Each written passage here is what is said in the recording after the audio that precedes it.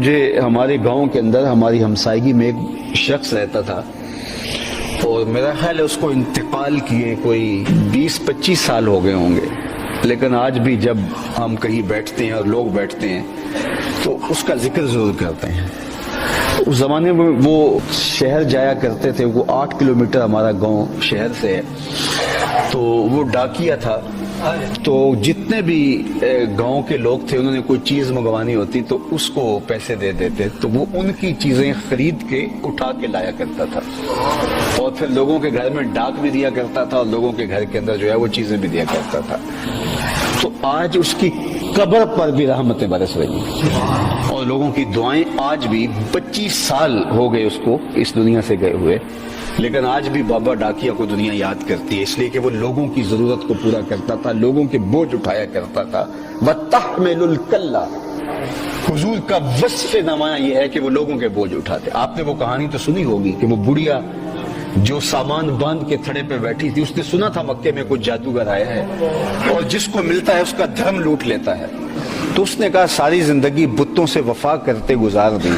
تو کہیں ایسا نہ ہو کہ آخری عمر میں اس سے ملاقات ہو جائے اور کہیں دین ہی نہ لوٹ لے، تو میں ساری زندگی وفا کی ہے بتوں سے، تو اس وفا میں ہی مرنا چاہتی ہوں،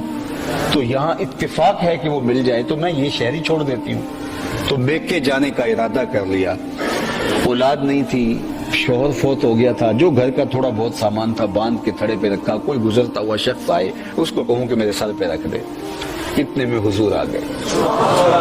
اور بڑھیا نے کہا کہ بیٹے رکو، یہ سامان میرے سر پہ لاد دو۔ حضور نے سامان اٹھایا تو محسوس کیا یہ تو وزنی ہے اور بڑھیا کمزور ہے، تو کہا اگر تم کہو تو جہاں جانا ہے میں خود ہی نہ چھوڑا۔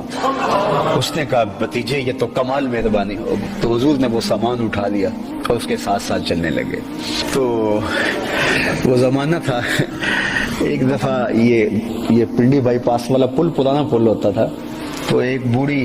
جو ہے وہ سامان اٹھا کے لے جا رہی تھی، تو میں بھی جا رہا تھا، تو میرے دل میں حضور علیہ السلام کا وہ واقعہ یاد آ گیا، تو میں نے اس بڑھیا سے کہا کہ مجھے سامان دے دو، تو اس نے سامان دے دیا۔ تو وہ تھوڑی سی کمزور تھی، تو میں تھوڑا سا اس وقت نوعمری میں تھا تو تھوڑا سا آگے بڑھ گیا، تو بڑھیا کو شک ہو گیا کہ یہ سامان لے کے کہیں اس نے کہا پتر دے دے مجھے سامان،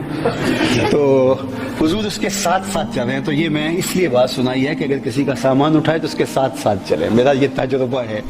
کہ اس دور میں کم از کم لوگوں کو یہ گمان ہوتا ہے کہیں سامان اٹھا کے یہ بھاگ ہی نہ جائے،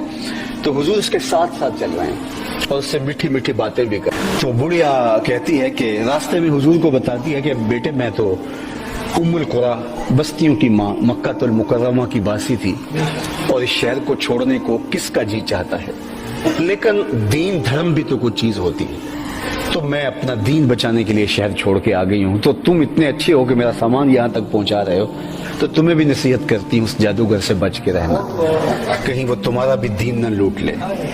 اور پھر سامان حضور نے رکھا تو واپس پلٹنے لگے، تو بڑھیا کہنے لگی بچے اپنا نام بھی تو بتا دے، لوگ پوچھیں گے میرے میکے والے کو شہر کو کیوں چھوڑ آئی ہے، تو میں کہوں گی وہاں جادوگر آیا ہے، تو وہ شہر مکہ کے بارے میں رائے اچھی نہیں رکھیں گے، لیکن میں ان کو یہ بھی بتاؤں گی کہ اگر وہاں جادوگر رہتا ہے تو ایسے سونے جوان بھی رہتے ہیں، ایسے ہمدرد لوگ بھی رہتے ہیں، تو مجھے اپنا نام بتا دو۔ تو حضور نے مڑ کے کہا بڑھیا جس جادوگر سے بھاگ کے آئی ہے وہ تیرے سامنے کھڑا ہے۔ اس نے کہا سچ آپ ہی محمد ہیں؟ فرمایا ہاں میرا ہی نام ہے۔ تو اس نے کہا پھر آپ کا جادو میرے پہ چل گیا ہے، تیری تک کے ادامہ میں مرید ہو گئے۔ لوگوں کے بوجھ اٹھانا یہ حضور کا کام تھا۔ وَتَحْمِلُ الْكَلَّ، یہ حضرت خدیجہ الکبریٰ حضور کے وصف بیان کر رہی ہیں، جن کا کوئی بوجھ اٹھانے والا نہیں ہے۔ وَتَحْمِلُ الْكَلَّ، آپ اس کے بوجھ اٹھاتے ہیں۔